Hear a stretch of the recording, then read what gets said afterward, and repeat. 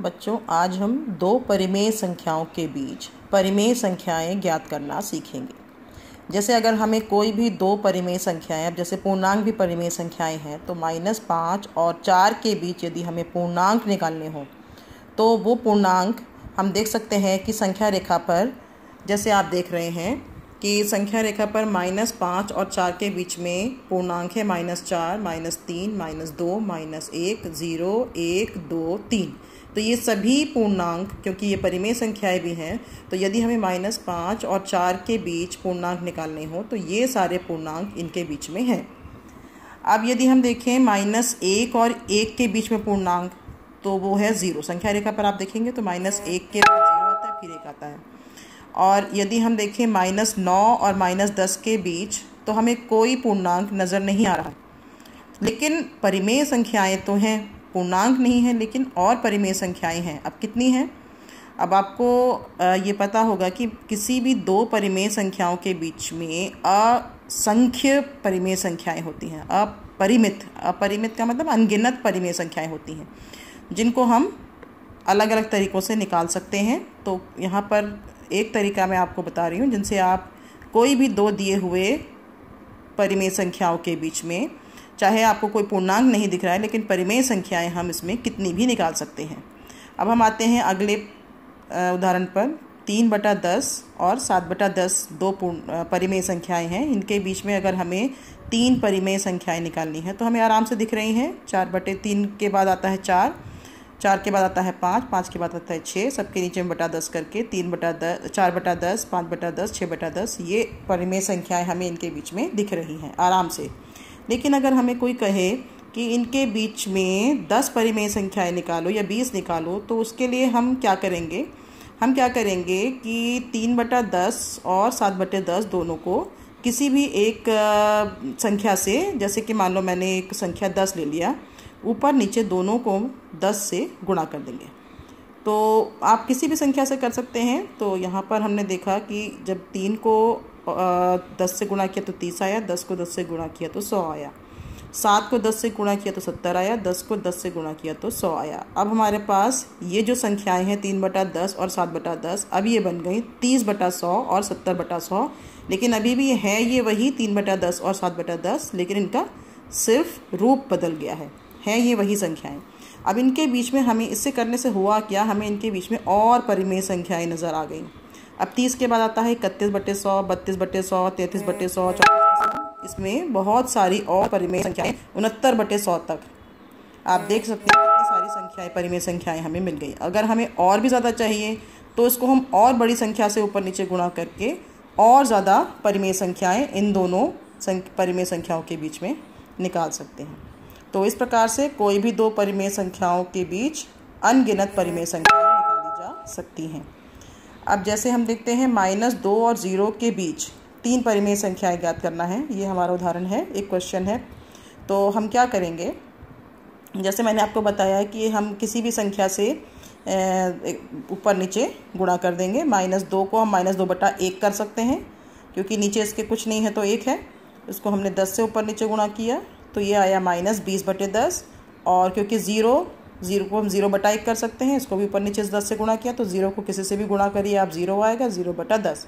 अब हमारे पास -2 और 0 क्या बन गया है, -20/10 और 0/10, लेकिन अभी भी है ये वही -2 और 0, सिर्फ रूप बदल गया है। अब -20 और 10 के -20/10 और 0/10 के बीच में हमें बहुत सारी परिमेय संख्याएं नज़र आ गई हैं। -20/10 से आप दाईं ओर चलेंगे 0 की तरफ तो हमें क्या मिलेगा, -19/10, -18/10, -17/10। तो हमें 3 चाहिए थी, 3 मिल गई। आपको और भी बहुत सारी मिल सकती हैं। 10 चाहे 10 निकाल लीजिए आप। तो आपको बस ये ध्यान देना है कि कोई भी दो परिमेय संख्याओं के बीच में परिमेय संख्याएं निकालने के लिए सबसे पहले हमें उनका हर को बराबर करना है। अब जैसे यहाँ पर पहले से ही 1-1 है, बराबर करने की ज़रूरत नहीं पड़ी। इसमें पहले से ही 10-10 है, बराबर करने की ज़रूरत नहीं पड़ी। लेकिन आगे हम अभी उदाहरण करेंगे जिनमें हमें पहले तो हर को बराबर करना होगा, उसके बाद किसी भी एक संख्या से ऊपर नीचे गुणा करके हम जितने चाहे परिमेय संख्याएं निकाल सकते हैं। अब देखिए एक उदाहरण है। -5/6 और 5/8 के बीच में 10 परिमेय संख्याएं ज्ञात करो। अब आप देख रहे हैं यहाँ पे कि यहाँ पर इन दोनों के हर अलग अलग हैं। एक का 6 है और एक का 8 है। तो सबसे पहला काम हमें ये करना है कि इन दोनों के हर को हमें बराबर करना है। अब ये बराबर कैसे करते हैं? इन दोनों का लघुत्तम लेके। 6 और 8 का लघुत्तम क्या होता है? 24। तो हमें इन दोनों के हर को 24 बनाना है। अब 24 बनाने के लिए क्या करेंगे? -5/6 को ऊपर नीचे 4 से गुणा करेंगे। खाली हर को आप गुणा नहीं कर सकते हैं, अगर आपको कुछ करना है तो ऊपर नीचे दोनों करना पड़ेगा। तो यदि हमें इसको 24 बनाना है तो 4 से गुणा करना था। अब इसे 4 से गुणा करेंगे तो ऊपर भी करना पड़ेगा। तो ऊपर आ गया 5 × 20 -20/24 और ये हो गया 5 इसको 3 से करना पड़ा क्योंकि 8 × 24 होता है। 24 बनाने के लिए 8 × 24 और ऊपर 5 × 15 15/24। अब ये संख्याएं हमारी बन गई हैं -20/24 और 15/24। अब देखो ध्यान देना कि ये संख्याएं वही हैं -5/6 और 5/8, लेकिन इनका सिर्फ गुणा करने से रूप बदल गया है। अब जो संख्याएं इनके बीच में निकालेंगे वो असल में इनके बीच की संख्याएं होंगी। तो हमें इनके बीच में 10 संख्याएं आराम से मिल जाएंगी, क्योंकि -20/24 से आप दाईं और 15 की तरफ चलेंगे, जमा 15 की तरफ चलेंगे तो -19/24 -18/24 करते करते आप 10 परिमेय संख्याएं आराम से लिख सकते हैं। इसी प्रकार से अगला उदाहरण देखते हैं। 1/4 और 1/2 के बीच 5 परिमेय संख्याएं ज्ञात करो। तो 1/4 और 1/2 आप फिर से देख रहे हैं, इनके हर अलग अलग हैं। तो इनके हर को बराबर करने के लिए 4 और 2 का लघुत्तम क्या होता है? 4 होता है। तो दोनों का हर हमें 4 बनाना है। 4 का तो पहले से ही 4 है, ऐसे कुछ करने की ज़रूरत नहीं है। लेकिन क्योंकि ये 2 है तो, और क्योंकि 2 को 4 बनाने के लिए किससे गुणा करना पड़ता है? 2 से। अब ऊपर भी करना पड़ेगा। तो 1 को 2 से किया 2, 2 को 2 से किया 4। अब ये संख्याएं हमारी बन गई हैं 1/4 और 2/4। तो इनके बीच में जो भी परिमेय संख्याएं निकालेंगे वो इनके बीच की होंगी। लेकिन हमें दिख रहा है कि 1/4 और 2/4 के बीच में हमें कोई परिमेय संख्या दिख नहीं रही है। तो अब हमें क्या करना है? इनकी बीच की संख्याओं को देखने के लिए इसको हमें हर को थोड़ा बड़ा बनाना पड़ेगा, यानी किसी संख्या से गुणा करके इनके बीच को हमें थोड़ा सा बड़ा करना पड़ेगा देखने के लिए। तो हमने क्या किया? इसके बीच में हमने और संख्याएं देखने के लिए इन दोनों को 6 से गुणा कर दिया। देखो ध्यान देना कि यदि हमें इनके बीच में 5 परिमेय संख्याएं निकालनी है तो हमें 6 से गुणा करेंगे। तो ऐसा करने पर आपको 5 परिमेय संख्याएं मिल जाएंगी।